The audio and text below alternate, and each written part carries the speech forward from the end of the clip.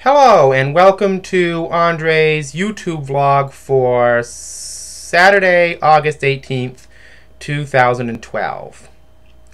Well, I am happy to say that I believe I have 2 more subscribers to my Reluctant Collector YouTube channel, but no subscribers yet from my Erd Animation channel, and so keep that coming. The prize is still out. And by the way, I don't do any dirty paintings, and only 1 painting for each person to subscribe to each separate channel, the 100th person.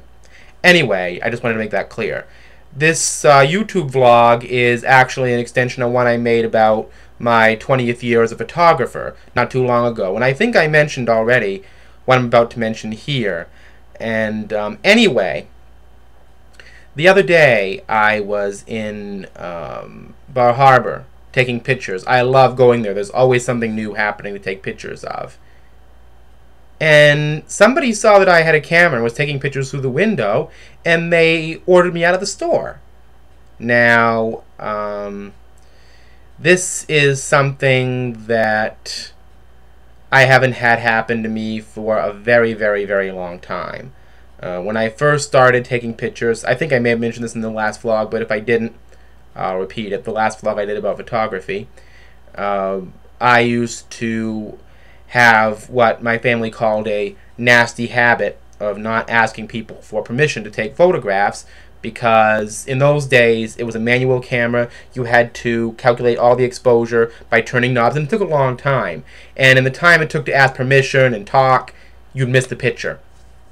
We're not talking about pictures of people at all. This is not paparazzi stuff. We're talking about pictures of houses and inanimate objects and different things. And it's became a big deal, and I was always being told at that time, you have to ask people, and you have to be polite, and you have to care about what people think of you. Well, as time went on, of course, I started asking, and the answers ranged from people doing this, putting their hands in front of their face, or posing in some way to try to look good, and either way they acted like movie stars. That was my impression.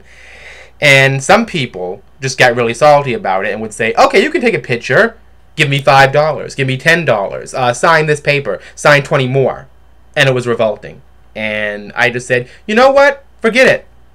If it's not a person, and I don't need formal permission, I'll take whatever picture I want anywhere. And that's just the way it is. I mean, I see photographers do it all the time. I have a book that I think you saw in one of my previous vlogs about rebel photography. And that's the key to a lot of that. All I was doing is taking a picture of some pretty designer cookware in a window, and the person who asked me not to take pictures and asked me to leave the store acted like I was trying to smuggle the Klopman diamond, and it was absolutely absurd. And the most absurd part is there were some people, I shall not mention their names, who acted as if I had the problem. And my response to that is this. I'm a photographer, and I don't take a lot of pictures of people unless it's a formal portrait session, and that's for reasons that are now well known to you. I don't want to go through all that drama and trivia. But when it comes to inanimate objects, say a building with a bunch of road signs on it that's clever, or a fire hydrant, or a doll village, or anything like that, it's fair game. There's a little something in this world called the public domain. And to be honest, in terms of photography, I knew when I got into it that the technical part might be difficult. But that never bothered me. My current camera is more automated, but if I have to go back to manual, I certainly can. I mean, I understand how to work that part of it. That didn't come very difficult, even for a self-taught person like me. But learning how to deal with the litigious aspect of it, everybody acting like, if you take this picture, you're infringing on my copyrights, I'm going to lose money, blah, blah, blah, blah, blah. We don't want you taking photographs of, people inside. That's what the person that I saw in Bar Harbor did yesterday when they talked to me. They clenched their teeth like they were scared.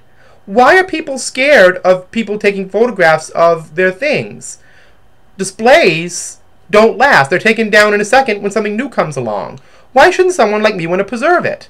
And I'm not doing it for profit. It is all absolutely absurd. It's about fear, it's about money, and I think that is what is making society in terms of art so troubling. Photography, music, painting, you name it. And that's the reason, for sure, the base reason why I get told not to take pictures in a lot of places and kicked out of a lot of places. But I'm going to say this right now. I have no intention of changing my ways on that regard. If there's a person, yes, I will ask if I can take their picture. But other than that, it's all fair game. I'm not paparazzi, I'm not a criminal, and I'm not behaving like one, and that's all she wrote. I'm proud of being a photographer, and I'm going to keep doing what I'm doing. Talk to you next time.